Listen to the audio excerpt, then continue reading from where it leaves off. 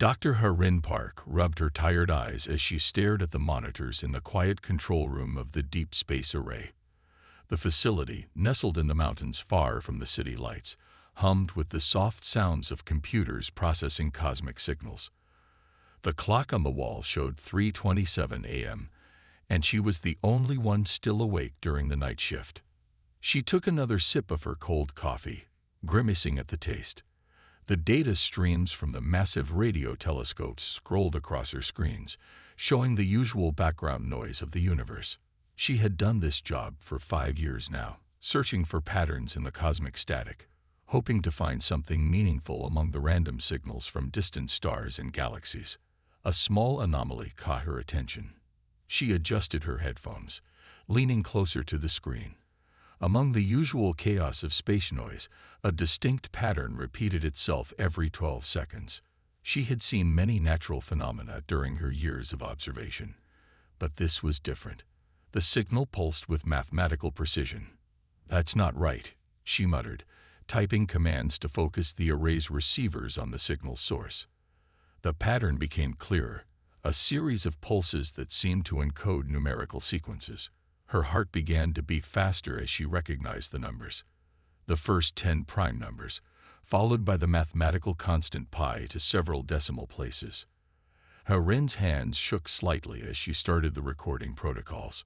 She had trained for this moment, but like most scientists, she never truly expected it to happen. The signal was artificial. There was no doubt about that. Natural phenomena didn't broadcast prime numbers or mathematical constants. She reached for the red phone that connected directly to her supervisor's home, but stopped. She needed to be absolutely certain. Running the signal through various filters, she isolated it from the background noise. The pattern became even more distinct. Then she noticed something else. Buried within the mathematical sequence was another layer of data. The facility's quantum decoder was mainly used for processing signals from Earth's own space probes, but something told her to try it on this transmission. She transferred the data and initiated the decoding sequence. The computer hummed as it processed the information. Minutes passed like hours as she waited. Finally, the decoder beeped, and new text appeared on her screen. Harin felt her breath catch in her throat. There, in simple binary code translated to text, was a message. "Hello, Earth." Her coffee cup slipped from her trembling fingers, spilling across the floor. The message continued to scroll. "We have been watching. It is time." Harin finally grabbed the red phone, her voice surprisingly steady as she spoke. "Dr. Kang." "Yes, I know what time it is." "Sir, you need to come to the facility right now. We've received a signal, an artificial signal, from deep space." While waiting for her supervisor, she continued analyzing the transmission.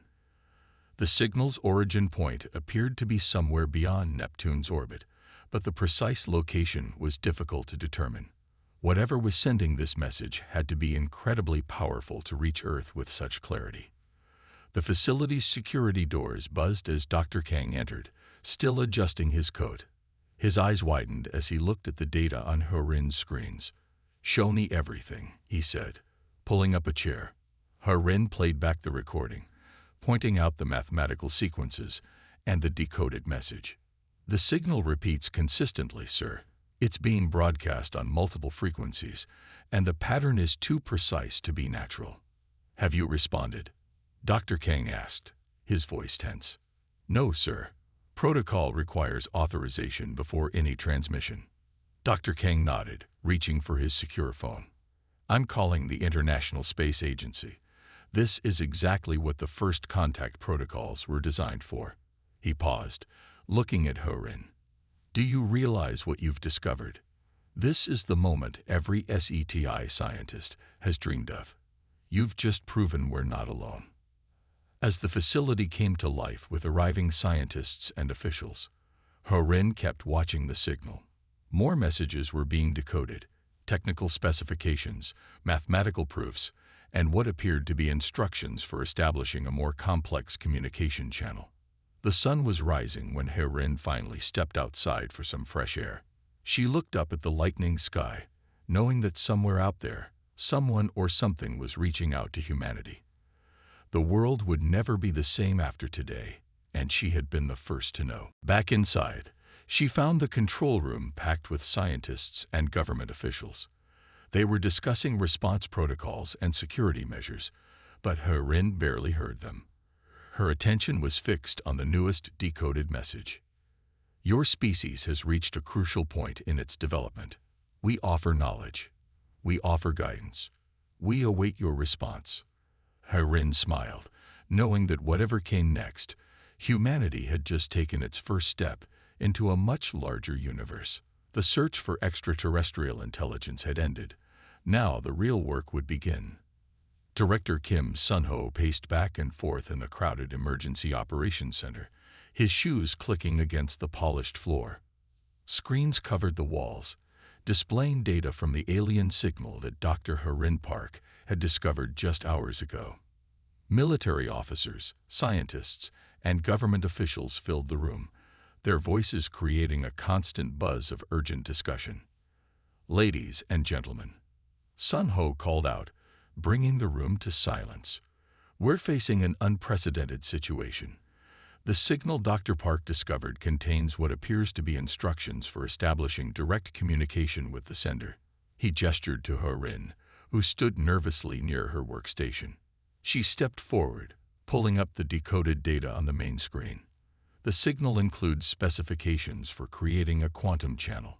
It's similar to our own quantum communication experiments, but far more advanced. They're offering us the knowledge to build a device that would allow instant communication across space. General Park raised his hand. And how do we know this isn't a trap? They could be sending us instructions to build a weapon, or worse. Sun-ho nodded at the concern. That's why we have the world's top quantum physicists analyzing every bit of data. So far, the science is sound. It's just beyond our current technology. Dr. Lee from the Quantum Research Division stepped forward.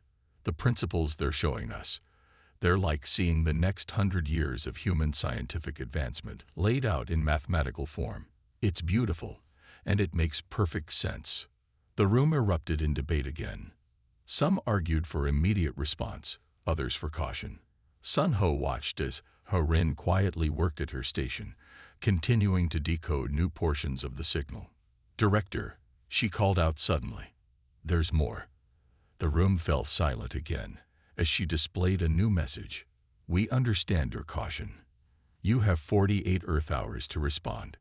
After that, we will withdraw until your species reaches the necessary technological level independently. Sun-ho felt the weight of history on his shoulders. Humanity had dreamed of this moment for centuries, but now that it was here, fear threatened to overwhelm opportunity. We can't ignore this, he said finally, but we'll proceed with extreme caution. Dr. Lee, assemble a team to begin building the quantum communicator. General Park, I want security protocols in place. If anything looks suspicious, we shut it down immediately. Harin raised her hand. Sir, the instructions indicate the device should be built in a specific location. She pulled up a map showing a point in the mountains, far from any population center. They've calculated it based on Earth's magnetic field lines and something they call quantum resonance points. The next 36 hours passed in a blur of activity. Military vehicles transported equipment to the designated site.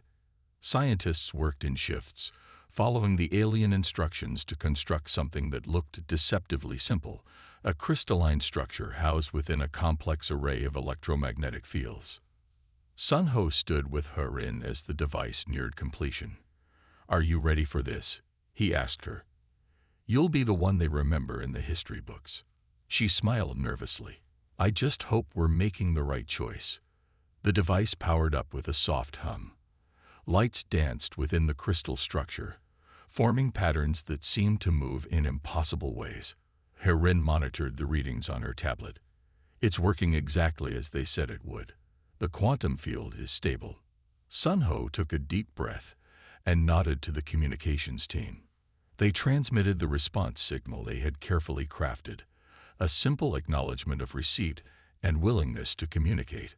For several tense moments, Nothing happened. Then the crystal began to glow with an inner light. A voice filled the room, speaking in perfect Korean. "We are pleased you have chosen to answer. Your species shows wisdom in its caution, but also courage in its willingness to reach beyond its current understanding." Sun Ho stepped forward. "We welcome peaceful communication with your civilization. May we ask who we are speaking with?" There was a pause before the voice responded. "We are the Watchers. We monitor developing civilizations, offering guidance when they reach appropriate technological thresholds. Your world has great potential, but also great challenges ahead." "What kind of challenges?" Herin asked before she could stop herself. "Your physical world is unusual. Most civilizations we encounter evolved in much gentler environments. Your species has survived conditions that would destroy most others. This makes you unique and potentially valuable to the greater galactic community." Sun Ho and Herin exchanged glances. What did they mean by unusual? Before they could ask, the voice continued. "We have much to discuss, but first, we must establish proper protocols for ongoing communication. Are you prepared to proceed?" Sun Ho looked around the room at the assembled team, seeing determination and excitement in their eyes.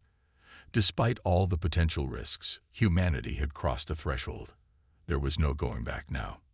"We are ready," he said firmly. "Let's begin." The virtual meeting space shimmered into existence around Herin as the quantum interface activated. She felt weightless, her consciousness projected into what seemed like an endless starfield. The technology the aliens had shared allowed her mind to experience this digital environment as if it were completely real. Director Kim Sun-ho's presence manifested beside her, appearing as a softly glowing humanoid shape.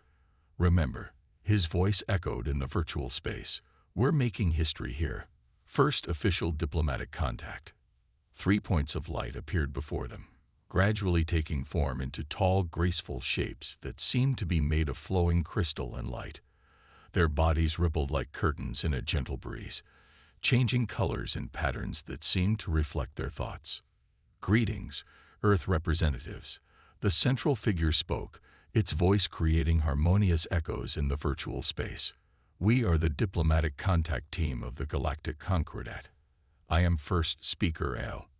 Herin had practiced this moment countless times, but facing these beings made her throat feel dry, even in this virtual form. "Greetings, first speaker. I am Dr. Herin Park, lead scientific liaison for Earth." As part of the established protocol, Herin began sharing Earth's basic planetary data through the interface. Immediately, she noticed a change in the aliens' forms. Their crystalline bodies flickered rapidly, colors shifting to deep purples and blues. "There must be an error in your data transmission," one of the other beings said, its form pulsing with agitation. "These environmental conditions cannot support complex life." Herin double-checked the numbers floating in the space between them. "The data is correct. Earth's gravity is 9.8 meters per second squared. Our atmosphere is primarily nitrogen and oxygen, with an average pressure of 100 and 1.325 kilopascals at sea level." The alien representative's forms trembled visibly. First speaker L moved closer, examining the data with what seemed like fascination and horror. "You exist under such crushing gravity, with such dense atmospheric pressure. And these radiation levels from your sun." "Yes," Herin confirmed, beginning to understand their reaction. "These are normal conditions for Earth. All life on our planet evolved under these circumstances." The third alien representative, who had been silent until now, moved forward. "Your species developed intelligence while surviving these extreme conditions. This is unprecedented. We have never encountered successful civilization emergence on a Class 12 world." "Class 12?" Sun Ho asked, his form shifting slightly with curiosity. "We classify habitable worlds on a scale of 1 to 12, based on environmental challenges to life." First speaker Al explained, "Most spacefaring civilizations evolve on Class 3 or 4 worlds. Your Earth, it is the definition of what we call the Deathworld." Harin watched as they shared their own planetary data. She was shocked to see that their homeworlds had gravity roughly one-third of Earth's, with much thinner atmospheres and minimal temperature variations. "How do you manage the constant stress on your bodies?" one of the representatives asked. "The energy required just to move in such gravity. We don't even notice it," Harin said. "Our bodies are perfectly adapted to these conditions. We actually require resistance training in lower gravity environments to maintain our health." The aliens' forms rippled with what might have been shudders. First speaker L moved back slightly. "Your species must possess remarkable physical capabilities compared to most Concordat members. This will need to be addressed in any future interactions. Are our conditions really so extreme?" Sunho asked, his diplomatic training evident in his calm tone. "Consider this," first speaker L said, creating a visual display in the virtual space. "A member of my species visiting your world would be crushed by their own body weight. Even our strongest environmental suits would fail under such conditions. You live on a world that would kill most known intelligent species within minutes." Harin felt a strange mix of pride and concern. "Will this affect our potential relationship with the Concordat?" The alien representatives conferred briefly, their forms merging and separating in a dance of light and color. Finally, first speaker L addressed them again. "Your world's conditions have shaped you into something unique in our experience. This presents both challenges and opportunities. We will need to establish special protocols for physical interactions, but your species' natural resilience could be invaluable in situations where other Concordat members cannot survive." The meeting continued for several more hours, with both sides sharing information and establishing basic diplomatic frameworks. When Harin finally returned to her physical body, she felt exhausted but exhilarated. "Well," Sunho said as they removed their interface devices, "it seems humanity just learned we're the galaxy's tough guys. Not quite the first contact scenario anyone expected." Harin nodded, still processing everything they had learned. "They're afraid of us," she said quietly.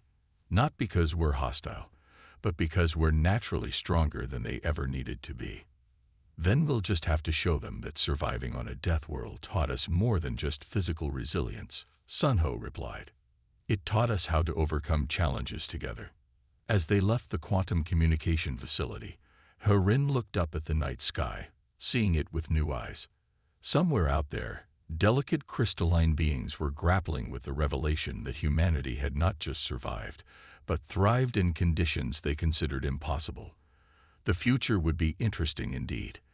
The holographic display in the virtual meeting chamber showed Earth floating in space, surrounded by data streams that made Harin feel oddly proud. Li Wei, the alien scientist whose form shimmered like aurora borealis, moved through the data with graceful gestures. "Let us explain our classification system in detail," Li Wei said, creating a numbered scale in the virtual space. "Your world defies several fundamental principles we thought universal to the development of intelligent life." Harin watched as Earth statistics appeared alongside those of other inhabited worlds. The differences were striking. "Could you explain what makes a Class 12 world so special?" she asked. Li Wei's form pulsed with colors that their translation software identified as indicating academic excitement. "Observe. A Class 3 world, like my home planet, has stable temperature ranges of only 10 degrees variation, gravity at 0.3 of your Earth standard, minimal tectonic activity, predictable weather patterns." Images of a peaceful-looking world appeared: gentle hills, shallow seas, and perpetual spring-like conditions. Harin could see why beings evolved in such an environment would find Earth terrifying. "Now, your Earth," Li Wei continued, bringing up new data streams. "Temperature variations of over 140 degrees, crushing gravity that would collapse our environmental suits. Active volcanism, hurricanes, earthquakes, dangerous wildlife, aggressive microorganisms. The very air you breathe would be toxic to most spacefaring species." Director Sunho, who had been quietly observing, spoke up. "Yet here we are, having this conversation. Surely that suggests your theories about habitable conditions need revision. Li Wei's form flickered, and what they had learned was their equivalent of a nod. Precisely why this meeting is so significant. Your existence proves that life can not only survive but achieve spacefaring potential under conditions we considered impossible. Harin pulled up Earth's biological data. We evolved alongside these challenges. Our bodies adapted to handle varying pressures, fight off diseases, repair damage from our sun's radiation. We learned to predict natural disasters and build structures to withstand them. Remarkable, Li Wei said, studying the human biological data. Your bones would be considered armor plating by our standards. Your muscle density alone would classify you as super heavy assault units in most concordat species. The virtual space filled with comparative anatomical diagrams. Harin was surprised to see how fragile the average concordat species appeared compared to humans. Their bones were light and hollow, their muscles thin and deficient for their low-gravity environments. We've never considered ourselves particularly strong or resilient, Harin said. These are just normal conditions for us. Li Wei created a simulation showing a concordat being attempting to walk on Earth. The figure immediately collapsed under its own weight. What you consider normal would be lethal to most of us. Even brief exposure to your gravity could cause severe internal damage to our bodies. This creates some obvious challenges for future interactions, Sun Ho noted. How can we establish physical diplomatic relations if our world is deadly to your people? Li Wei's form brightened. We have already begun designing new environmental protection systems based on your world's parameters. But more importantly, your species' natural adaptations make you uniquely qualified for tasks that have long challenged the Concordat. What kind of tasks? Harin asked. Exploration and research on other high-gravity worlds, rescue operations in extreme conditions, engineering projects in hostile environments. Your species could safely work in conditions that would require complex and expensive robotic systems for us. Harin felt a mix of pride and concern. So we would be the Concordat's heavy worlders, their strong arm. You would be valued allies, Li Wei corrected. Your unique evolutionary path has created capabilities we never imagined possible. But more importantly, you developed intelligence, culture, and technology despite, or perhaps because of, these challenges. That suggests remarkable problem-solving abilities. The meeting continued with detailed discussions of human physiology and environmental adaptations. Harin found herself repeatedly surprised by what the aliens considered extraordinary about Earth's conditions.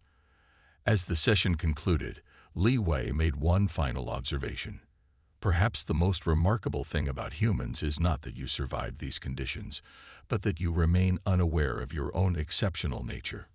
Most species would have become arrogant and domineering with such natural advantages. Harin smiled. Maybe growing up on a world that constantly challenges you teaches humility. When your environment can kill you at any moment, you learn not to take yourself too seriously. The virtual space began to fade as the meeting ended, but Harin carried with her a new perspective on her home world. Earth wasn't just a planet. It was a crucible that had forged humanity into something unique in the galaxy. Now they just had to prove they could use that strength wisely. Ambassador Song Jiwoo stood in the virtual conference chamber, her digital avatar poised and professional as she faced the assembled Concordat representatives. Their crystalline forms created a semicircle of shimmering light before her. Behind her, Harin and Director Sun Ho waited silently as technical advisors. We have reviewed Earth's application for membership, the High Speaker of the Concordat announced, its form glowing with formal colors. While we acknowledge your species' remarkable achievements, we must address certain concerns. Jiwoo maintained her diplomatic composure. We understand. Please elaborate on these concerns. The High Speaker projected a series of images, humans performing various physical tasks that seemed ordinary to them, but clearly disturbed the Concordat members. A construction worker carrying heavy equipment, a rescue worker lifting debris, a soldier in basic training. Your natural physical capabilities exceed our established safety protocols by several orders of magnitude, the High Speaker explained. A human could, without any hostile intent, cause serious harm to most concordat species through simple casual contact. Harin watched as Ji-Woo processed this information.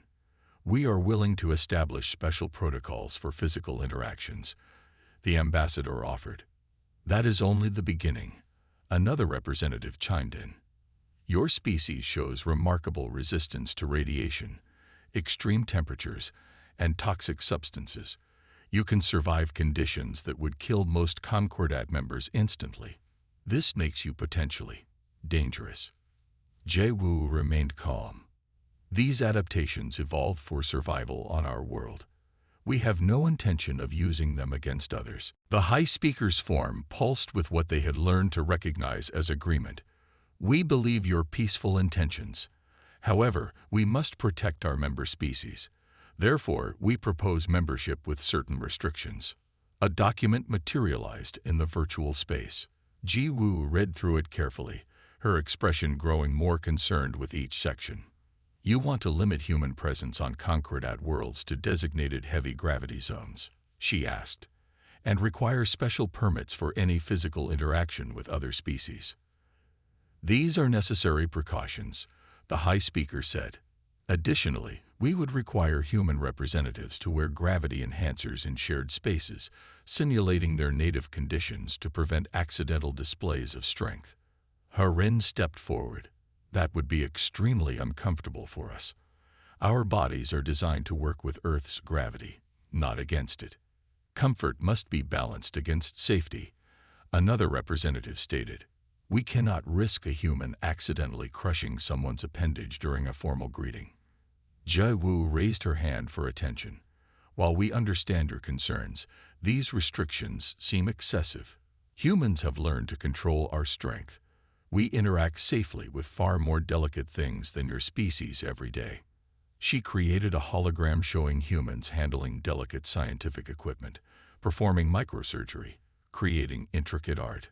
We are not mindless brutes. Our physical capabilities come with equally developed control. The concordat representatives conferred among themselves, their forms merging and separating in patterns of light. Finally, the High Speaker addressed them again. We propose a compromise, a probationary period, during which humans would demonstrate their ability to safely interact with other species. Successful completion would lead to fewer restrictions. And during this probation, Ji-Woo asked, you would have access to concordat technology and knowledge bases. Your scientists could collaborate with ours through virtual interfaces. Limited physical contact would be permitted under controlled conditions. Most importantly, you could begin contributing your unique capabilities to concordat projects. Harin noticed the subtle emphasis on contributing. You need us for something specific, don't you? The High Speaker's form flickered briefly. There are situations where your natural abilities would be invaluable. Rescue operations in high-gravity environments. Engineering projects in extreme conditions. Exploration of worlds too hostile for our species. Jae-woo smiled diplomatically. So you want to restrict us, but also use our capabilities when convenient. We offer fair exchange, the High Speaker responded. Your species would gain access to advanced technology and the combined knowledge of dozens of civilizations. We would gain allies capable of handling situations that challenge our physical limitations. Director Sunho spoke up for the first time. And what guarantees do we have that these restrictions will actually be reduced after the probationary period? We will establish clear metrics for evaluation, the High Speaker said. Regular reviews of human concordat interactions, incident reports, cultural exchange successes. Meet these metrics, and restrictions will be lifted progressively. Jae-woo took a moment to consider, then straightened her posture. We will need to discuss these terms with our governments. But I believe we can work within these parameters, provided there's room for adjustment, as we prove ourselves. The High Speaker's form brightened. Then let us proceed with the preliminary membership protocols. Welcome, provisional members of the Galactic Concordat. May your strength become our strength, and our knowledge become your knowledge. As the virtual chamber began to fade, Ho-Rin turned to Jiwoo. Do you think they'll ever truly trust us? The ambassador smiled. They'll learn to. After all, knowing when not to use your strength is itself a kind of strength. We'll show them that humans are more than just the products of our harsh world. The meeting ended, leaving them with much to consider. Earth stood on the brink of joining a galactic community, even if that community viewed them with a mixture of fear and fascination. Now they just had to prove that humanity's greatest strength wasn't in their muscles or bones, but in their ability to adapt and grow. The test chamber hummed with alien technology as Ho-Rin adjusted the straps of her environmental suit. Around her, Concordat observers watched from behind transparent barriers, their crystalline forms shifting with scientific interest. This was the first of 7 trials designed to prove human adaptability. Beginning Trial 1. Announced the automated system. Gravitational shift commencing. Ho-Rin felt her body become lighter as the chamber's artificial gravity decreased to match the Concordat standard, about 1/3 of Earth's gravity. Her movements became awkward as her muscles, trained for Earth's conditions, overcompensated. Candidate will now attempt the engineering challenge, the system announced. Before her floated holographic components of a damaged quantum communication array, similar to the ones they used to contact Earth, but deliberately scrambled. You have 30 minutes to restore functionality, one of the observers stated. Please note that excessive force will result in component failure. Ho-Rin took a deep breath and reached for the first component. In the reduced gravity, even her gentlest touch sent it spinning away. She heard murmurs from the observers as she pushed off the floor, using the chamber's walls to redirect her momentum and catch the wayward piece. Interesting approach, commented a Concordat engineer. Most species would have used the magnetic manipulators. Ho-Rin smiled inside her helmet. Sometimes the simplest solution is the best one. She gradually adapted her movements, using the reduced gravity to her advantage. Components that would have required heavy lifting equipment on Earth could be positioned with careful nudges. The challenge changed as she worked. The gravity began to fluctuate, making precise movements even more difficult. But Ho-Rin had trained for this. She anchored herself using the suit's magnetic boots and continued working, her movements becoming more fluid as she adjusted to the changing conditions.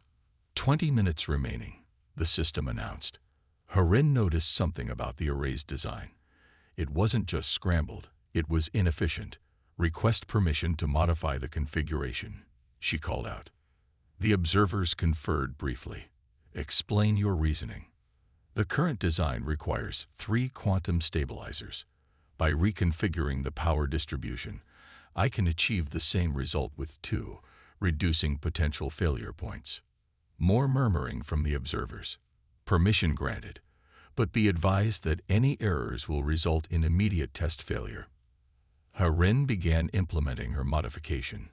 Her hands moved carefully despite the changing gravity, making connections and adjusting power flows. She had learned early in her career that innovation often came from working with constraints rather than fighting them. 5 minutes remaining. The final connections clicked into place just as the gravity shifted again, this time to twice Earth's normal pull. Ho-Rin's legs trembled with the sudden weight, but she remained standing. The array hummed to life, its diagnostic lights glowing green. Trial complete, the system announced. Array functionality at 115% of baseline specifications. The observers' forms flickered with what Ho-Rin had learned with surprise. The lead observer approached the barrier. You improved the design while completing the challenge. Why? Because that's what humans do, Ho-Rin explained, still catching her breath under the increased gravity. We don't just solve problems, we look for better ways to solve them. And the gravity changes didn't disturb your concentration. Ho-Rin shrugged, the gesture made awkward by her suit. On Earth, we deal with changing conditions all the time. Different terrains, weather, temperatures. We learn to adapt because we had to. The next trials tested different aspects of human capability. Harin solved mathematical problems while suspended upside down in zero gravity. She navigated a maze that randomly altered its atmospheric pressure and composition. She demonstrated fine motor control by performing simulated microsurgery while wearing gloves designed for species with twice as many fingers. The final trial was the most challenging. The chamber was filled with a thick, viscous liquid that made movement difficult. Scattered throughout were delicate crystal structures that would shatter at the slightest touch. Harin had to retrieve a small object from the center without breaking any crystals. This test has a 92% failure rate among all species, the lead observer noted, even in their native conditions. Harin studied the layout carefully. Instead of fighting against the liquid's resistance, she used it to slow her movements. Each motion was deliberate, planned. The liquid's currents, which most would consider an obstacle, became a tool to help her maneuver. When she emerged successful, crystal structures intact and target retrieved, the observer's forms pulsed with multiple colors. You approached each challenge differently, the lead observer noted. Why not develop a single effective strategy and apply it consistently? Harin removed her helmet, wiping sweat from her forehead. Because that's not how we survived on Earth. Different problems require different solutions. Adaptability isn't just about being strong or smart. It's about being flexible in how you think and act. The observers documented her response, their forms shifting with what seemed like approval. Perhaps, the lead observer said, "We have been too focused on your physical capabilities. Your species' true strength appears to be your problem-solving adaptability." As Harin left the chamber, exhausted but satisfied, she realized these trials had proved something important, not just to the Concordat, but to humanity itself.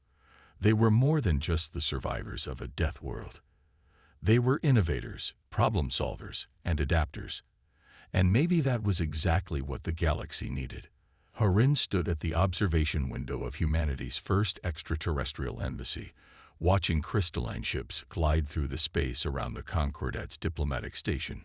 1 year had passed since Earth's provisional acceptance into the galactic community, and what a year it had been. Ambassador Song Ju approached, her environmental suit adjusted to the station's lower gravity. "The Emergency Council is ready for us," she said. "They're calling it the Rigel Crisis." Inside the council chamber, representatives from 12 species gathered around a holographic display showing a mining colony in distress. The colony orbited a massive gas giant, its structure battered by intense radiation and gravitational forces. "The situation is critical," the Concordat High Speaker explained. 300 colonists are trapped in the facility. Standard rescue operations are impossible under these conditions. Harin studied the data. The colony's environment was hostile by Concordat standards, but for humans, it was manageable with proper equipment. "We can help," she said. "Our rescue teams train for worse conditions on Earth." The council members' forms flickered with relief. This was why they had accepted humans despite their fears, for situations exactly like this. Within hours, Earth's first interstellar rescue mission launched.